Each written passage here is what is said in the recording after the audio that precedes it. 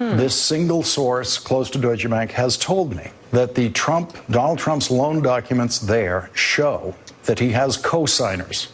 That's how he was able to obtain those loans, and that the co-signers are Russian oligarchs. What? Really? That would explain, it seems to me, every kind word Donald Trump has ever said about Russia and Vladimir Putin, if true. And I stress the if true. A few moments later.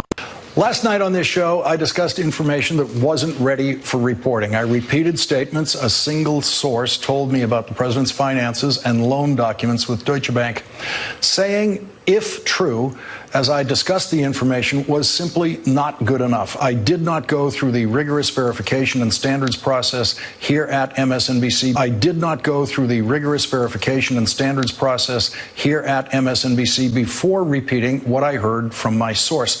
Had it gone through that process, I would not have been permitted to report it. Had it gone through that process, I would not have been permitted to report it. I should not have said it on air or posted it on Twitter. I should not have said it on air or posted it on Twitter. What you have just witnessed is the degradation of journalism, or so-called journalism. That was Lawrence O'Donnell over several years ago on a report, on a false report that he went live with without getting all of the information first. And I'm going to show you Abby Phillip apologizing. What do we see? What's the trend here? Now, this cut was over a year ago. He was talking about Donald Trump. TDS, the mainstream legacy/state-sponsored media, has suffered TDS to such an extreme that they're beginning to report false information live on air and having to come back and retract their statement. First, this morning I issued a correction first thing in the morning on X for a mistake that I made in last night's show, but I also wanted to do so on air as well. I incorrectly said that the bombs that were thrown by ISIS-inspired suspects in New York over the weekend were directed at Mayor Mamdani. They were not. I failed to catch and correct that mistake in real time, and I take full responsibility for that. And while we do make mistakes, it is important to acknowledge and correct those errors when they happen. And while we do make mistakes, it is important to acknowledge and correct those errors when they happen. While this has all the appearances of someone trying to get it right, someone acknowledging and taking accountability for reporting false information, there's a problem with this. What about the people who haven't heard the retraction? What about the people who turned off their TV set, perhaps gone to bed, or turned their attention elsewhere and have not heard the retraction? They're still going around spewing false information, misinformation, disinformation that they've heard from one of their favorite personalities on CNN, Cap News Network, NBC, Nothing But Cap, and all of these other legacy/state-sponsored media outlets. 68-year-old Steve Witkoff is a real estate developer in real life who would not have been chosen by any president of the United States to do anything, anywhere, until Donald Trump decided to send him into negotiations, not just in the Middle East, but also in Moscow with Vladimir Putin. Steve Witkoff obviously knew nothing about the Middle East or Vladimir Putin when Donald Trump chose him. And now that he's met Vladimir Putin, he still knows nothing about Vladimir Putin, as he demonstrated so embarrassingly today when Carl Quintanilla at CNBC asked him why Donald Trump decided to allow Vladimir Putin to take full advantage of the explosive increase in the price of oil and profit off of that new price, a new price created by Donald Trump's war. Do we think that the Russians have shared intelligence about the location of U.S. military assets? And if they have, why would we be giving waivers on Russian oil sanctions? This question that is proposed to Steve Witkoff is a hypothetical. It's really unanswerable, but Steve Witkoff catches the finesse of his question and just pivots to he's not seasoned in intelligence. He doesn't have the background or the information to come on this show and give a quality answer. But Lawrence O'Donnell makes it seem like he's incompetent and he doesn't know what he's talking about. And he should not be in the position that he is in. And this is the same man who negotiated for the release of the bodies from Hamas after all of this time. Steve Witkoff is going into the thickest of the thickest situations and getting results.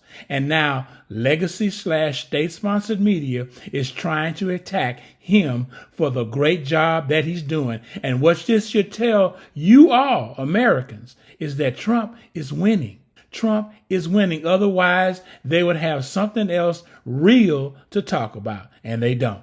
Do we think that the Russians have shared intelligence about the location of U.S. military assets? And if they have, why would we be giving waivers on Russian oil sanctions? If they have, why would we be giving waivers on Russian oil sanctions? Well, I'm not an intel officer. I'm not an intel officer, so I can't tell you. I can tell you that yesterday on the call with the president, the Russians said that they have not been sharing. That's what they said. So, you know, we can take them at their word, but they did say that. We can take them at their word. He said that.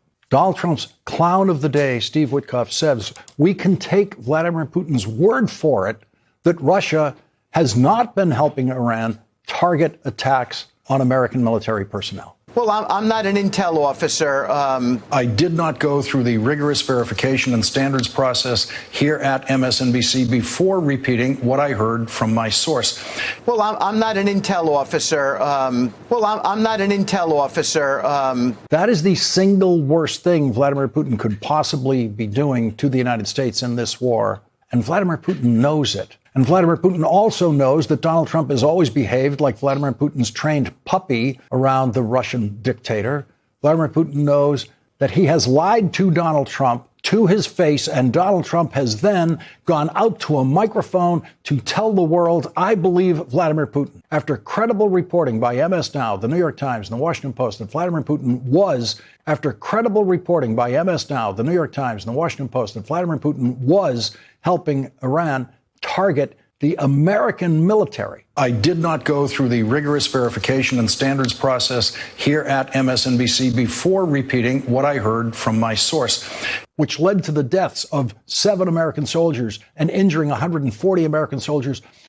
This is another manufactured story by legacy/state-sponsored media with absolutely no legs. They're making it up as you go to draw the American people into Trump pulling out of this war. No matter what the president does, win or loss, they're going to lambaste him. They're going to find something negative to say about him.